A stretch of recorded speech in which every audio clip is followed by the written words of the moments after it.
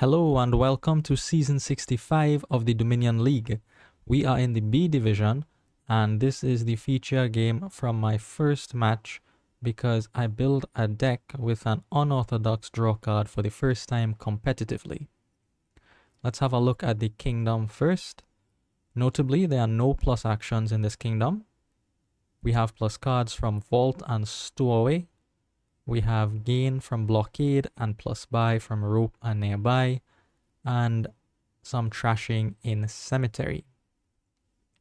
Initially, when I saw the lack of plus actions, I thought that a deck that played one or two terminals would be appropriate, for example, Vault and Money. However, I later noticed that Blockade and Cemetery are in this kingdom. So Blockade can gain a Cemetery, which allows you to trash very quickly 4 cards on one turn, in which case I can build a deck that plays maybe 5 or 6 Bakers. Eventually, I found my way to the Stowaway. Stowaway gives you +2 cards at the start of your turn, and it can be played in multiple copies despite no plus actions present in this kingdom. Stowaway can be played when any player gains a duration card. There are 3 piles of duration cards in this kingdom: Stowaway, Blockade, and Rope. Additionally, Blockade has access to all of these duration piles because they all cost 4 or less. I was intrigued. This would be the first time that I would build a deck that relied entirely on Stowaway for the draw, so I decided to go for it. The last part of the puzzle is, what am I going to do with this increased hand size? The answer is Pendant. Pendant is the focal point of the deck. There are 6 unique treasures in this kingdom: copper, silver, gold as usual. Additionally, we have Rope, Pendant, and the Haunted Mirror. The Haunted Mirror is not featured here, but it always comes with the Cemetery. Therefore, Pendant can be worth up to 6 coin. That definitely beats a stack of 5 or 6 Bakers. Now that we have the game plan in mind, how do we build from our starting cards? My opponent leads, and they open with a Blockade.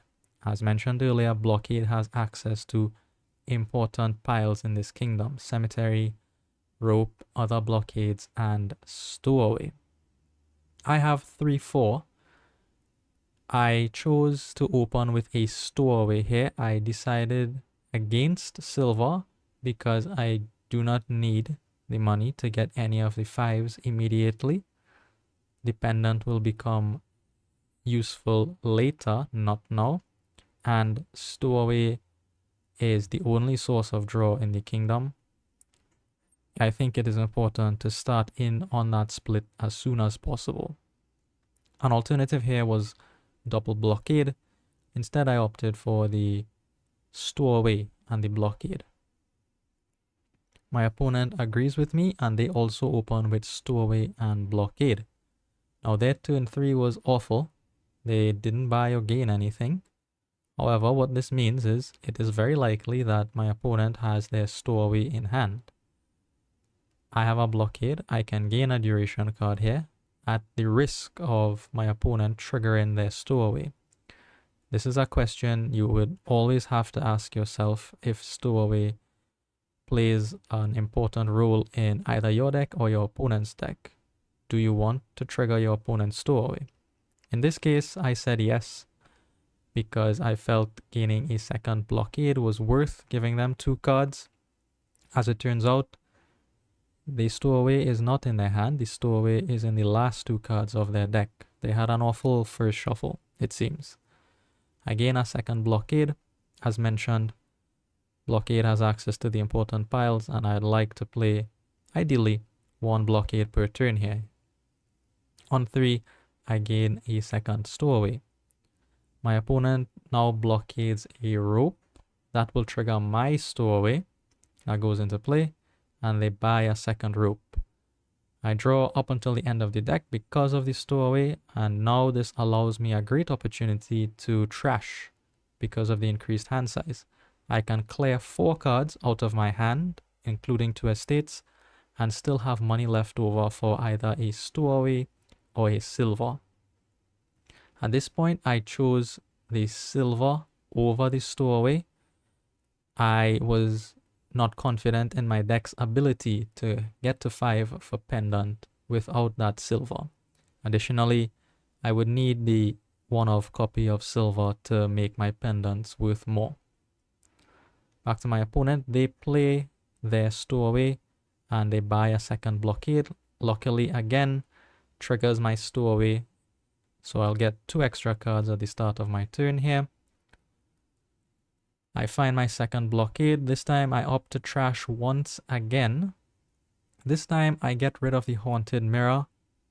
Honestly, I didn't think about preserving the Haunted Mirror for the pendant at this point in the game. I like Ghost even when it's bad, and I do my best to get it. So as soon as I saw the opportunity to gain a Ghost here, I decided to go ahead and do so, discarding the stowaway to gain the Ghost. My opponent draws 3 cards, 2 from stowaway, 1 from rope. They find a blockade. They blockade a stowaway. That again triggers my stowaway. We now have 2 stowaways each. They get up to 5 and they will buy a pendant. First pendant for them. Blockade here. I decide on a rope. I blockade a rope, and for the buy, I was not sure what the top card of my deck was at this point. In retrospect, now I know it is a stowaway, but I didn't know it was a stowaway. So in order for the Ghost to have a target, I decided to buy a stowaway through the blockade.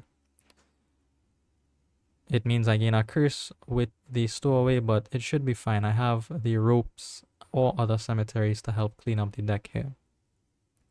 So as it turns out, stowaway was on top of the deck. My Ghost finds that stowaway and will play it twice at the start of my next turn. Over to my opponent now. They keep trashing with rope. They blockade another stowaway. That will trigger their own stowaway, so that comes into play for them. They have 4 and they buy another stowaway. So they are ahead on the stowaway split right now, 4-3. I blockade another rope. That'll trigger my stowaway from hand, and unfortunately I don't have enough money here to buy either a stowaway or another silver. I just pass it back to my opponent, who draws 4 cards, finds their blockade. Probably will blockade stowaway again here if I had to guess. They do blockade stowaway, triggers their own stowaway. They get to 8. I was concerned here that they would get the remaining 2 stowaways. Maybe they should have done that. Instead, they go for a second pendant and a stowaway. So they have 6 stowaways, and I will end up losing that split 6-4. I think that was a miscalculation on my part. That split should have been no worse than 5-5 because of how important stowaway is in this kingdom. As compensation, however, I have a thinner deck. I've gained 2 cemeteries. My opponent has only trashed with a rope so far. So in exchange for a thinner deck, my opponent has more draw and more pendants right now. Let's see how these decks develop through the middle game. Blockade, I blockade the stowaway to trigger my own stowaway. Again, I have to take the curse, but my ropes are cleaning those up quickly, and I have just enough for my first pendant, and that should solve my economy problems going forward.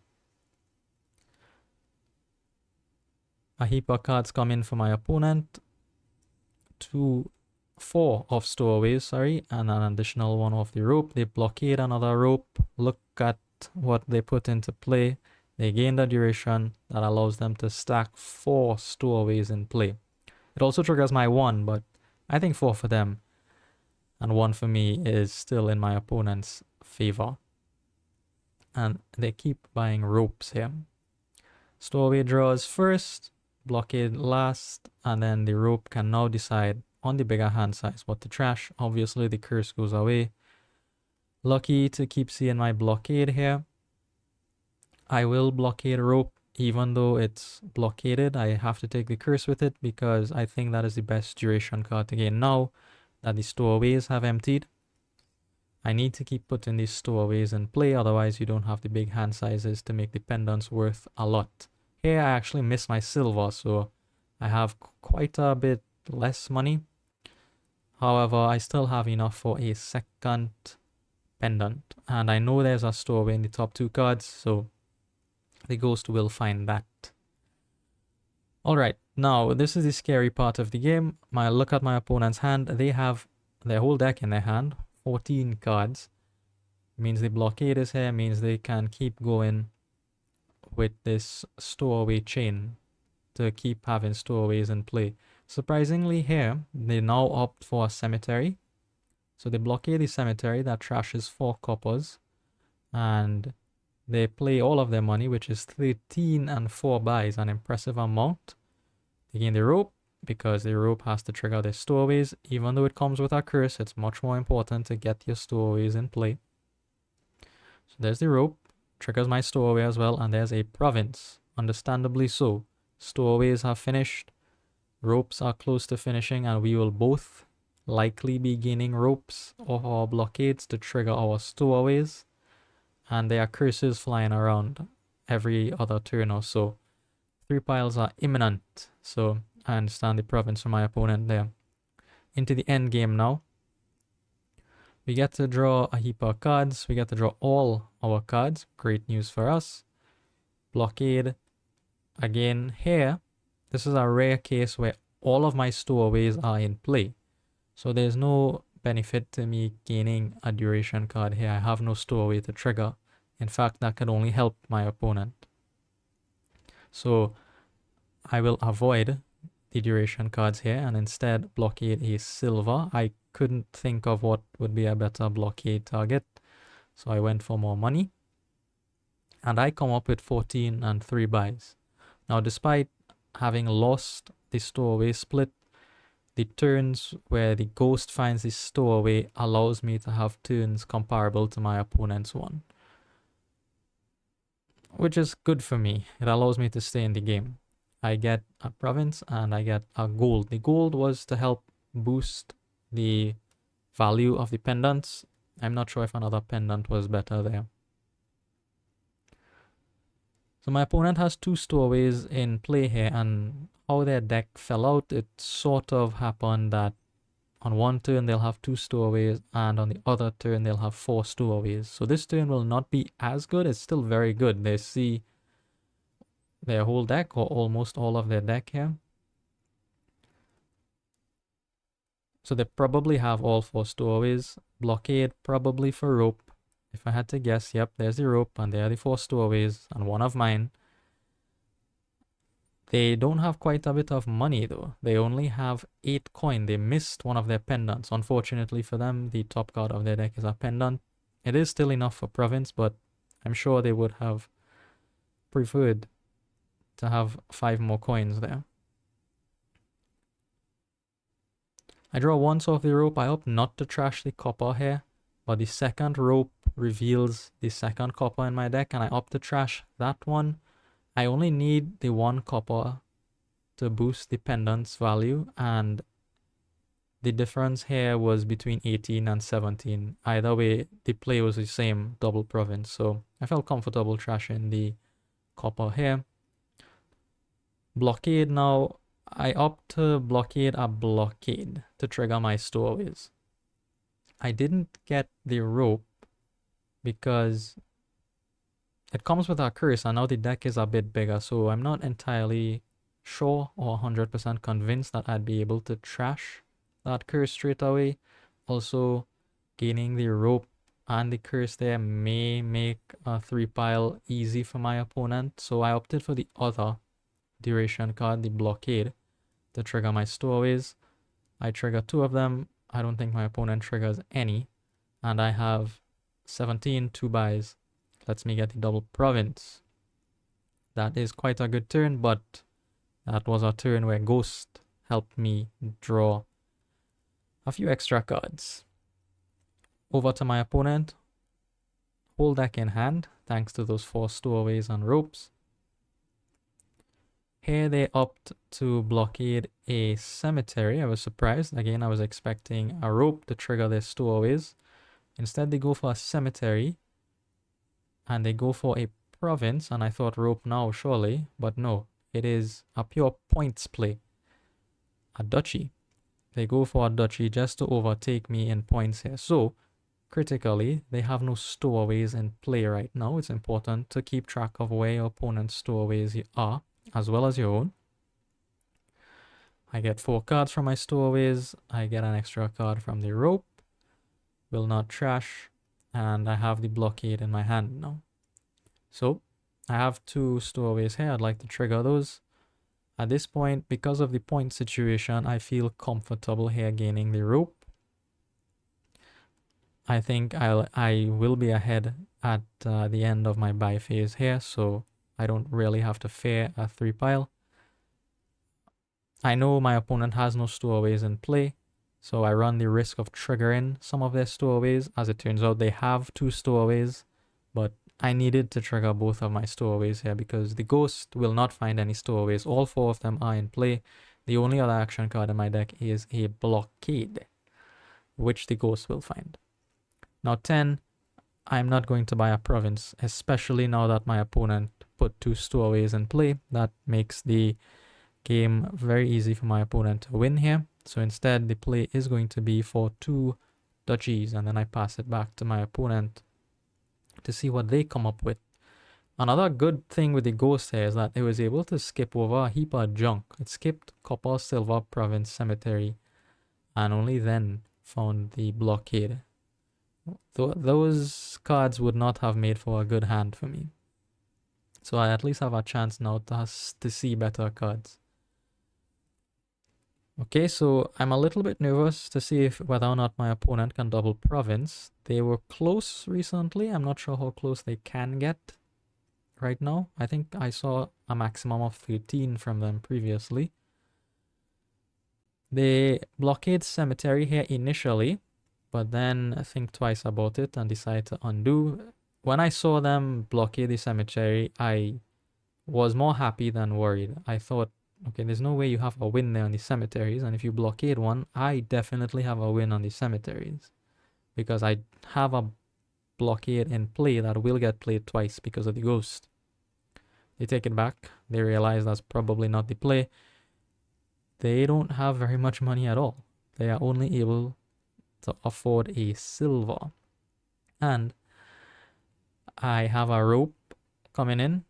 I have a couple of stowaways coming in here, and I just need to find enough money to buy the last 2 cemeteries. I'll gain 2 from the blockade. We know that. That's given, and fortunately, I do draw into enough money to buy the last 2 cemeteries for the win here. I hope you enjoyed the purely stowaway deck for draw, and I hope that you saw the difference between a deck that has more draw and more payload but less trashing, and a deck that has less draw, same amount of payload but more trashing. Thank you for watching, and I'll see you in the next one.